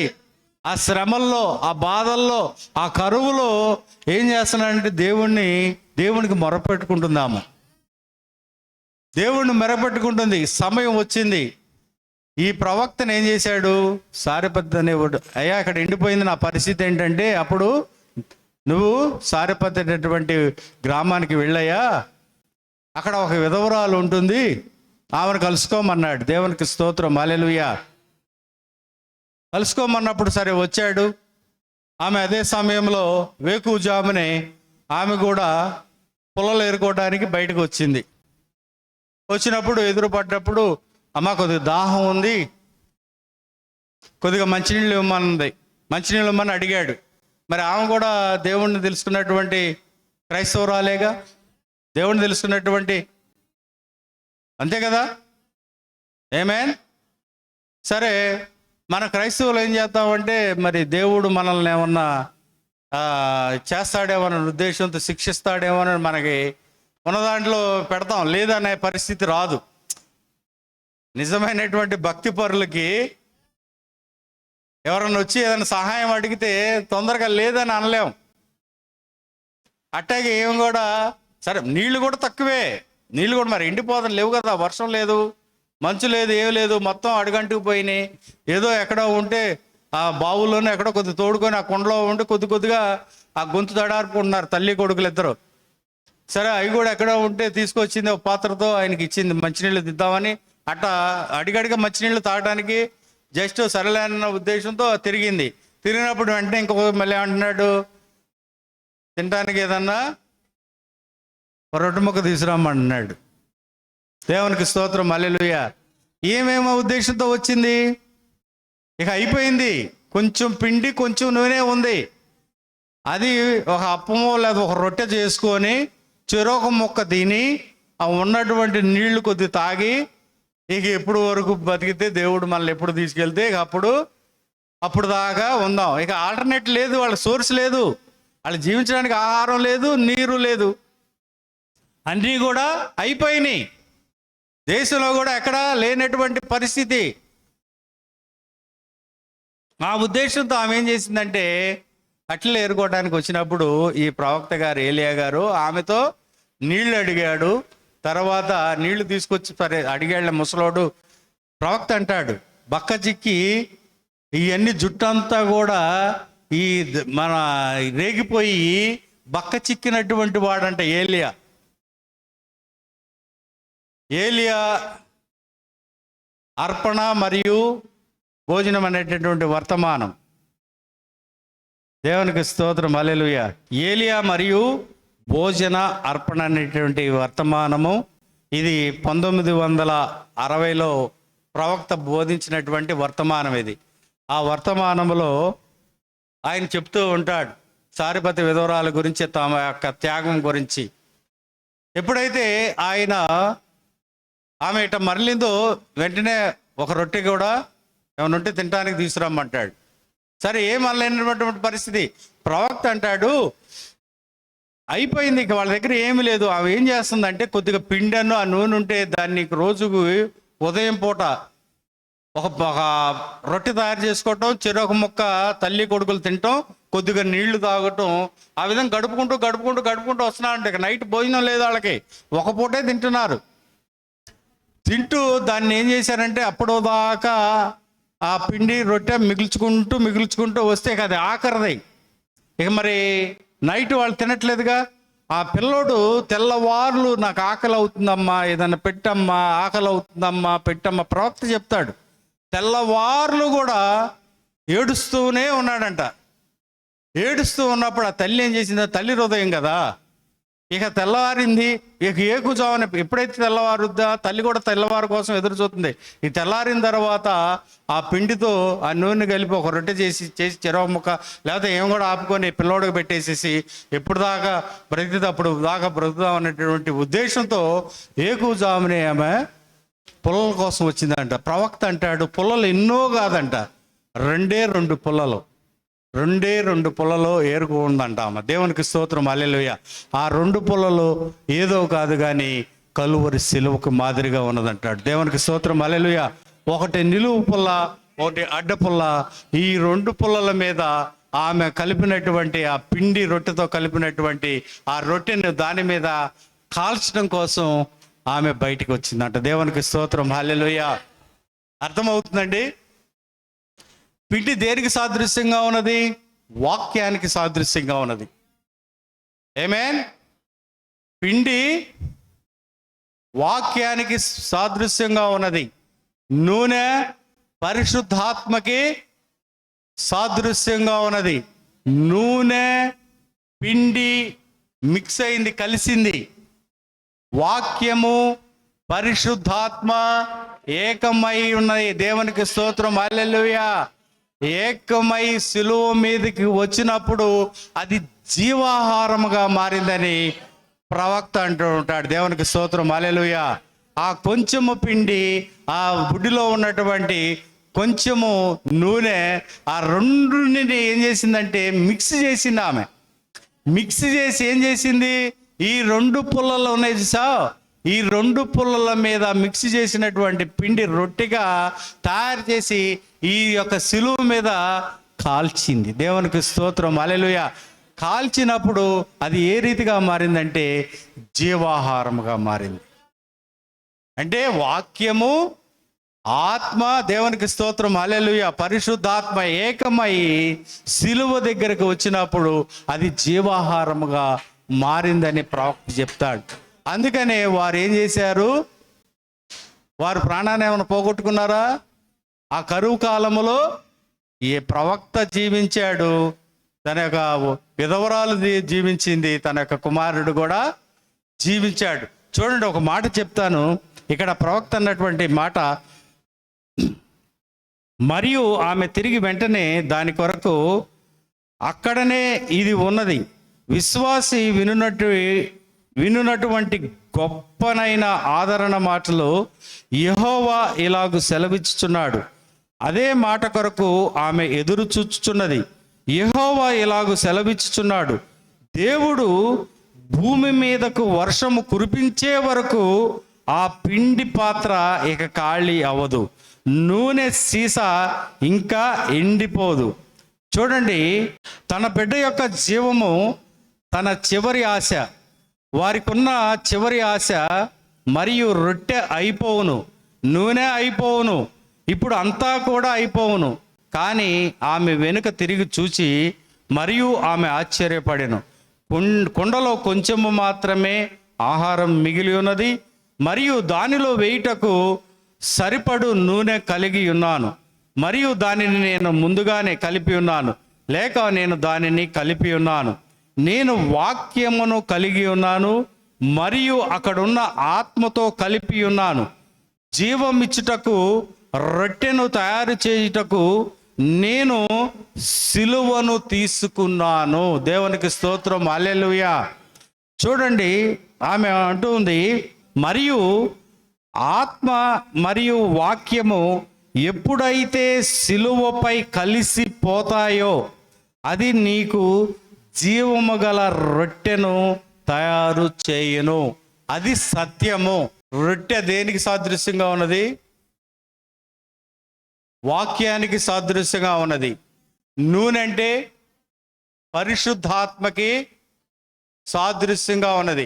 ఆ రెండు ఏకమైనప్పుడు ఏం జరుగుతుంది? రెండు ఏకమై సిలువ దగ్గరికి వెళ్ళి, దేవునికి స్తోత్రం, హల్లెలూయా. అప్పుడు ఏమైంది? జీవాహారంగా మార్చబడినది. ఆమేన్.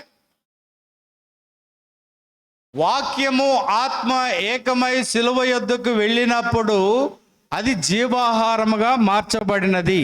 అది సత్యము. మరియు నేను రొట్టెను నూనెను మిశ్రమమును తీసుకొని అక్కడ చనిపోవచ్చున్న నా చిన్న బాలునికి ఇచ్చుటకు వెళ్ళుచున్నాను. అతడు రాత్రంతా ఏదో ఒకటి తినుటకు ఏడ్చెను. నేను అతనికి ఇచ్చుటకు తీసుకున్నాను. నా కొరకు నేను త్యాగము చేసుకొనబోచున్నాను. ఆ తర్వాత అతన్ని నా చేతుల్లోనికి తీసుకొని, మరియు మేమిద్దరము మరణము కొరకు ఎదురు చూస్తాం. ఇది ఆమె యొక్క నిరీక్షణ. ఇక అవకాశం లేదు.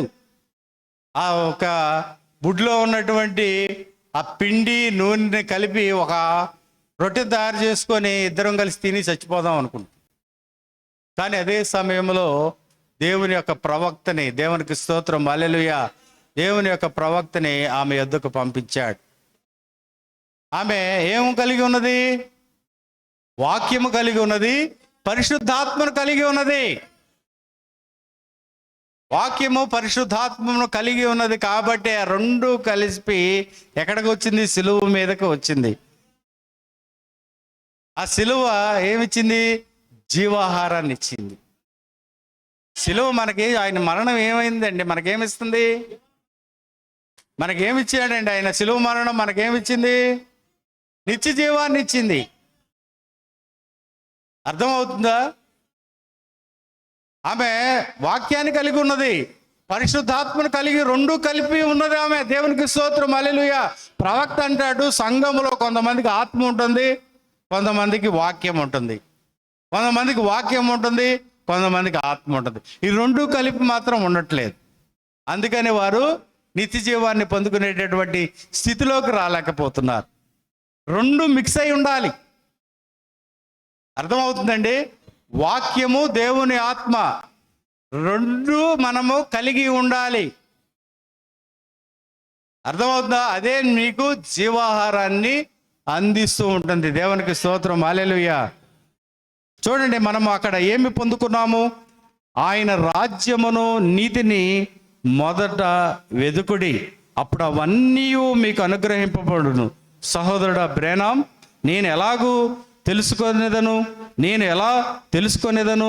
నాకు తెలిసిన ఒకే ఒక కార్యము, దేవునికి మొదటి స్థానం ఇచ్చి ముందుకు సాగిపోవడమే త్యాగం. అర్థమవుతుందండి? దేవుడికి మొదట స్థానం ఇవ్వటమే త్యాగం. అక్కడ సారెపతి విధవరాలు అది చేసింది. ఆమేన్. అర్థమవుతుందండి? కాబట్టి ఆమె ఏం చేసింది? కరువు కాలములో తన ప్రాణము కాకుండా తన కుమారుడు ప్రాణము కాపాడుకుంటూ ప్రవక్తతో కలిసి ఆమె జీవించింది. అలాంటి త్యాగం అంటే, ఆమె చనిపోతుందని తెలుసు, తన కుమారుడు చనిపోతాడని కూడా తెలుసు. అయినా ఆమె ఏం చేసింది? ప్రవక్త అడిగినటువంటి రొట్టెని ఇవ్వటానికి, అంటే ఒక పూట కూడా వారు బ్రతకొచ్చు తిని, అయినా కానీ అది కూడా త్యాగం చేసింది. మనం ఇస్తామా? ఆ త్యాగంలోకి మనం వస్తామా? మంచినీళ్ళు ఉన్నాయి, నాకు గొంతు తడారిపోతుంది, నీకు అదే స్థితిలో ఉన్నావు, ఏంటి ఒకసారి నీ త్యాగం అర్థం చేసుకో అమ్మా. మంచినీళ్ళు కొన్ని ఉన్నాయి, గ్లాసులు ఉన్నాయండి, ఇద్దరికీ గొంతు తడారిపోతుంది. ఆమె అడుగుతుంది, ఈమెకి గొంతు తడారిపోతుంది, ఏం తాగాలని ఏమకుంది? మరి ఆమె అడుగుతుంది. మనం క్రైస్తవురం, విశ్వాసులు, వధువు సంఘం, బైబిల్ గుడారం, చర్చి సంఘ సభ్యులు. నీ త్యాగం ఎప్పుడు బయటపడుతుంది? అప్పుడు ఏం చేస్తావు? లేవమ్మ అయిపోయిన గుడక్కని మింగేసి లేవమ్మ నుట్టుకులా చూపిస్తావు. అది మన త్యాగం. మన త్యాగం అది. ముందు మన స్వార్థం చూసుకుంటున్నాం, తర్వాతే దేవుడికి ఆ స్థానం ఇస్తున్నాం. దేవుడు అది కాదు కోరుకుంది. ఇప్పుడు సారెపతి విధవరాలు అది కాదు కోరుకుంది. ముందు ఆమె ఏం చేసింది? త్యాగం చేసింది. త్యాగం చేస్తుంది కాబట్టి నిత్య జీవాన్ని పొందుకుందాం. ఇక్కడ ప్రవక్త అదే అంటున్నాడు, మొదట స్థానము ముందు దేవునికి ఇవ్వు. దేవునికి ఇచ్చినప్పుడు అదే త్యాగం. త్యాగానికి ఇంకేమీ లేదు. నువ్వు త్యాగం అంటే ఏదో అనుకుంటున్నావు, ఏదో ఊహించుకుంటున్నావు, అది కాదు. నువ్వు ముందు నీ స్థానం ఎవరికి ఇవ్వాలి? దేవుడికి ఇవ్వాలి. దేవుడికి ఇచ్చినప్పుడు దేవుడి యొక్క ఆశీర్వాదము, దీవెనలు మనము పొందుకుంటాం. ఆ నిత్య రాజ్యాన్ని స్వతంత్రించుకుంటాం. నిత్య జీవాన్ని మనం పొందుకుంటాం. ఆ జీవాహారాన్ని మనం పొందుకుంటాం. కాబట్టి ఈ 5 గుణ లక్షణాలు ఆ యొక్క గుర్రాల్లో సొలొమోను చూశాడు. 5 గుణ లక్షణాలు చూశాడు గుర్రాల్లో. ఈ గుణ లక్షణాలు గుర్రాలకు లేకపోతే ఆ రథం తిన్నగా వెళ్ళదు, మార్గంలో వెళ్ళదు. ఒకటి అట్లాగుద్ది, ఇట్లాగుద్ది, అట్లాగుద్ది, ఒకటి లాగదు. ఏంటి పరిస్థితి? ప్రయాణం సాగదు. కానీ సంఘానికి కూడా ఈ 5 గుణ లక్షణాలు కలిగి ఉన్నప్పుడే దేవుని యొక్క దీవెన, ఆశీర్వాదం మనం పొందుకుంటాం. వీటిలో ఏ లక్షణము మనకు లేకపోయినా, ఏది కొదువుగా ఉన్నా ఏం చేస్తాం? ఏం చేస్తాం? ఏమి లేదు. దేవుడు 99 గొర్రెలు మంచి గొర్రెలను వదిలేసి ఆయన ఏం చేశాడంటే తప్పిపోయినటువంటి గొర్రె కోసం ఆయన చూస్తూ ఉన్నాడు. దేవునికి స్తోత్రం, హల్లెలూయా. తప్పిపోయినటువంటి గొర్రె పిల్ల కోసం ఆయన చూస్తున్నాడు. అందుకని ఆయన ఏం చేస్తున్నాడంటే ఇంకా వీటిలో మనం ఏమి తప్పిపోయామో మనం పరిశీలించుకోవాలి. ఆ గొర్రెపిల్ల, నువ్వు ఆ తప్పిపోయినటువంటి ఆ గొర్రెపిల్ల, ఈ లక్షణాల్లో ఒకటి దేవుడికి దొరికి 5 లక్షణాలు సంపూర్ణంగా ఉన్నప్పుడు దేవుని రాకడ తప్పకుండా వస్తుంది. వచ్చినప్పుడు ఏం చేస్తాడు దేవుడు? నీకు 5 లక్షణాలు ఓకే రైట్ వేస్తాడు. ఓకే రైట్ టిక్, పద. ఏది లేకపోతే నువ్వు పక్కనుండు. ఈ లక్షణాల్లో ఏది కూడా లేకపోతే దేవుడు మనల్ని విడిచిపెడతాడు. సంఘానికి 5 గుణ లక్షణాలు కావాలి. ఏం ఉండాలండి? నమ్మకము, ఐక్యత, ధైర్యము, పట్టుదల, త్యాగం. ఈ 5 గుణ లక్షణాలు సంఘము కలిగి ఉన్నప్పుడు దేవుని కృప, దేవుని దీవెన, దేవుని ఆశీర్వాదాలు తప్పకుండా మన సంఘం మీద ఉంటాయి, మన మీద ఉంటాయి, మన కుటుంబాల మీద ఉంటాయి. కాబట్టి ఈ గుణ లక్షణాలు మనమందరము కూడా కలిగి ఉండాలి. అట్టి కృప ఈ చిన్న సంఘానికి దేవుడు అనుగ్రహించును గాక. ఆమేన్. ప్రార్థన చేసుకుందాం. దయచేసి అందరూ కూడా తల్ల వంచండి. మన మధ్య జీవన్ ఉన్నారు, వారు వచ్చి ప్రార్థన చేస్తారు. మన అందరం కూడా ఏకీభవిద్దాం. మనందరూ కూడా తలలు వంచినట్లయితే చెప్పబడినటువంటి వాక్యం నిమిత్తం ప్రార్థనాపూర్వకంగా ఉందాం. నిజంగా దేవుడు ఈ యొక్క సమయంలో తన దాసుని ఆయన సిలువ చాటును మరుగు చేసుకొని నిజంగా నమ్మకం కలిగి ఉండాలని, అలాగే మనం ఐక్యత కలిగి ఉండాలని, అలాగే పట్టుదల కలిగి ఉండాలని, త్యాగం కలిగి ఉండాలని, ధైర్యం కలిగి ఉండాలని దేవుడు తన దాసుల్ని మరుగు చాటును మరుగు చేసుకొని ఆయన గ్రంథంలో ఉన్నటువంటి భక్తుల యొక్క జీవితాల్లో ఆయన చేసినటువంటి ప్రతి ఆశ్చర్య అద్భుత కార్యాలని ఒక్కొక్కటిగా దేవుడు మన ముందు పెట్టాడు. నిజంగా అలాంటి గుణలక్షణాలు ఈ చివరి దినాల్లో మనం కలిగి ఉండాలని, ఇలాంటి లక్షణాలు మనం కలిగి ఉంటే నిజంగా ఆయన కృపను మనం పొందుకుంటామని తేటగా దేవుడు నీతో నాతో మాట్లాడాడు. నిజంగా ఈ 5 అనేది దేవునికి ఇష్టమైనటువంటి సంఖ్య. జీసస్ అనేటువంటి పేరులో 5 అక్షరాలు ఉన్నాయి. అలాగే గ్రేస్, కృప అనేటువంటి ఇంగ్లీష్ అక్షరాల్లో 5తో ఇమిడి ఉన్నవి. అలాగే విశ్వాసం, ఇవన్నీ కూడా 5 అక్షరాలతో ఇమిడి ఉన్నటువంటి పదాలు. నిజంగా ఈ 5 గుణ లక్షణాలని దేవుడు మన ఎదుట పెట్టాడు.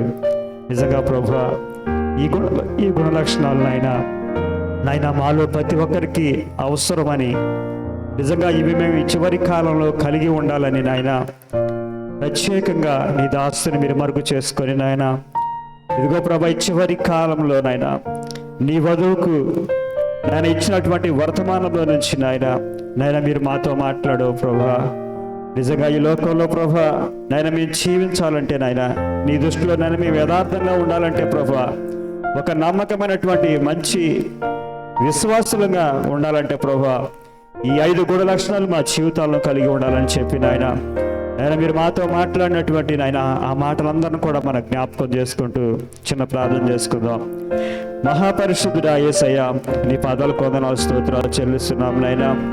ఈ సమయంలో ప్రభా నాయన నీ దాసులు నాయన జయకుమార్ గారు నాయన మా మధ్యలో లేనప్పటికీ ప్రభా నాయన ఈ కోడికి అంతటిలో నాయన నిజంగా నీ నామానికి మహిమార్థంగా, మీ నామానికి ఘనకరంగా ఈ కార్యాన్ని మీరు జరిగించిన విధానం బట్టి నీ స్తోత్రాలు నాయన.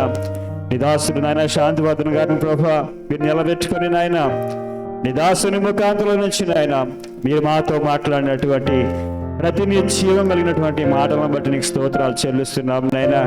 ఇదిగో ప్రభా, ఈ కాలంలో నాయన ఎలాంటి గుణ లక్షణాలు మేము కలిగి ఉంటే నాయన ఇదిగో ప్రభా మీకు ఇష్టలుగా మేము జీవించగలుగుతామో ప్రభా, ఎలాంటి గుణ లక్షణాలు మేము కలిగి ఉంటే నాయన నిజంగా నాయన మీరు మమ్మల్ని దీవిస్తారో, మమ్మల్ని మీరు ఆశీర్వదిస్తారో నాయన. నిజంగా నీ మాటలతో నాయన మీరు మాట్లాడినటువంటి నాయన నిజంగా ప్రభా నీ జీవం కలిగినటువంటి మాటలను బట్టి నీ స్తోత్రాలు ప్రభా. నిజంగా నీ మాటలతో నాయన నిజంగా మేము పురుకొరపు కలపడి నాయన నీ మాటల ప్రకారంగా నాయన మా జీవితాలు కట్టుకునే భాగ్యాన్ని దయచేయమని అడుగుచున్నాం నాయన. ఇదిగో ప్రభా, వాక్యం ఇచ్చినటువంటి దాసుని కూడా నాయన నీ కృపలో మీరు బలపరచండి నాయన. వారు చేస్తున్నటువంటి ఉద్యోగాన్ని మీరు దీవించండి నాయన, వారి కుటుంబాన్ని మీరు దీవించండి ప్రభా. నిజంగా అన్ని విధాలుగా నాయన మీ నామానికి నాయన మహిమకార్థంగా నాయన నీ దాసుని మీరు నిలబెట్టుకోమని అడుగుచున్నాం ప్రభా. నాయన కూడి చేరి వచ్చినటువంటి ప్రతి బిడ్డలను కూడా నాయన మీరే దీవించి ఆశీర్వదించండి నాయన. ప్రతి ఒక్కరూ నీ మాటతో తమ జీవితాలు కట్టుకొని నాయన నీకు ఇష్టలుగా ప్రభా నీ రాకడ కొరకు నాయన మేము ఆయత్తపరచబడి నీ కొరకు వేచి ఉండే భాగ్యాన్ని మీరు మాకు అనుగ్రహించండి ప్రభా. నీ రాకడ అసలమవుతున్న దినాల్లో మేము జీవిస్తుండగా నాయన ఇంకా నిర్లక్ష్యంగా అమర్యాదగా నాయన మేము జీవించకుండా ప్రభా నాయన నీ మాటతో నాయన మా యొక్క జీవితాన్ని కట్టుకుంటూ ఈ మంచి గుణ లక్షణాలతో ప్రభా నాయన మేము జీవించే వారుగా ఉంటుంది మీరు సహాయం చేయండి నాయన. మా మధ్యాహ్నాన్ని మీరు బలహీనం బలపరచండి నాయన.